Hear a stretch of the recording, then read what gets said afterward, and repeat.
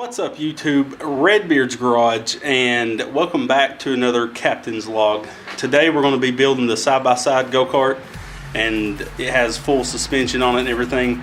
My daughter's friends will not ride the one-seater go-kart. They're, I guess, too intimidated by it, so I told her I'd build her the two-seater one. So here's the motor we got going on it. Okay, here's the engine that I built for it. What I have done is advanced the timing 8 degrees, did an exhaust coater intake, jetted the carburetor with the number 36 jet, 18-pound valve springs, governor remove, and then deleted the oil sensor on it. And I believe that's about it. We're going to use this aluminum gas tank on it. I'm not done sanding it, had a bunch of rough spots, so I've been Bondoing it. So I just went and got all my fuel fittings for it, and need to have my brother works at a machine shop, so he's going to get me a cap machine for it, because it's just got like a rubber plug in it as of right now. So I'm gonna go out back and show you the go-kart Hoard. Okay, so here's the Carter go-kart we're building. This I think originally came with a 6.5 horse and a CVT transmission or torque converter. Carter, I guess, makes a lot of higher quality go-karts, and they're pretty expensive. They're about $2,500. So that'll be her new go-kart. Her old one has a tarp over it right now. Then here's another little Briggs & Stratton. This will be an asphalt go-kart. I'm going to put the asphalt tires on it and disc brakes, 6.5 horse, fully built with the CVT transmission as well. And that one needs a lot of work. That'll probably be the last one I build, but this one will also be a asphalt go-kart. I'm going to center the steering wheel, so it's a one-seater, more for an adult. And then I got this Murray two-seater. This was originally going to be my go-kart because I actually fit in it perfect. I had already cut the steering wheel off and got ready to mount it in the center, just never finished it. And then this is the one I'm actually going to eventually either build for me or build it up and sell it. I'm not quite sure yet. But here's the Yerf dog I was going to build up for me. It's a two-seater with bucket seats, full suspension, everything. It's really ugly because the motor cage is so small and the axle so skinny. So I got a 250 Kawasaki Bayou engine and transmission to put on this. The only downside of that is it's a drive shaft four-wheeler, and I won't be able to gear it if it's not great, but I may end up using it anyways. I'm not sure yet. I already got the Bayou motor and transmission under my workbench in there. But yeah, there's all the go-karts. You know, of course, like I said, my daughter's is tarped up, and I am ordering a tarp or a cover for my lawnmower because it gets rained on all the time. But yeah, so this is the one we'll be building this weekend. Hopefully we'll have everything we need to get it going and be riding it here in a little while. Got my garage picked up a little bit. I tell you, one project gets this whole garage thrown out of whack. So and there's another Hemi motor that I'll be building really soon. I don't have any parts whatsoever other than 18-pound valve springs. So I'm thinking about doing the valve springs and just removing the governor right off the bat. And of course I'm deleting the oil sensor on all of them, because with this ground we ride on up there, it shuts off all the time, so it's a must on these go-karts. Okay, pulled this two-seater go-kart in here, and I'll tell you what, that axle is a mother to get off. I've already taken the tires off, and then I've gotten this bearing right here to get past the little sleeve that it goes into, but then it has another one in the center, so I'm basically just taking this whole rear section off.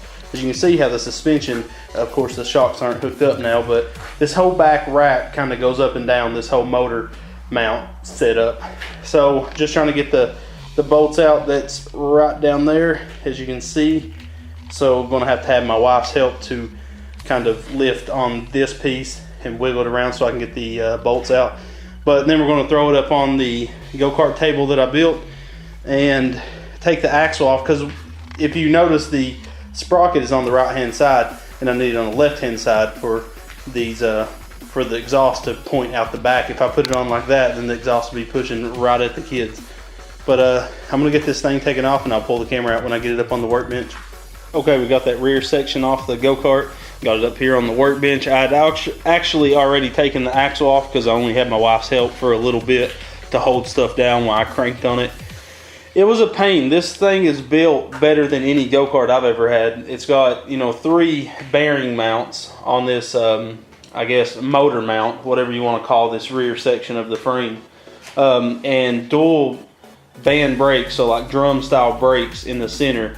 What I'm going to do is actually remove those drum brakes because I want to do I got a 6-inch disc brake and I've already bought it, so I'm going to use it. And the bearings was bad on the axle, actually, like every one of them. I actually have 2 of them right here, and they're just horrible. I mean, you can see the crust build up in them, but you can hear the bearings flopping around. So the bearings are definitely bad. And that center one had, you know, the drum brake, one on each side of the bearing, and was completely seized on there. So I actually already taken the axle to my buddy's house and dropped it off. He works at a co-op tire center, you know, like co-op farm store.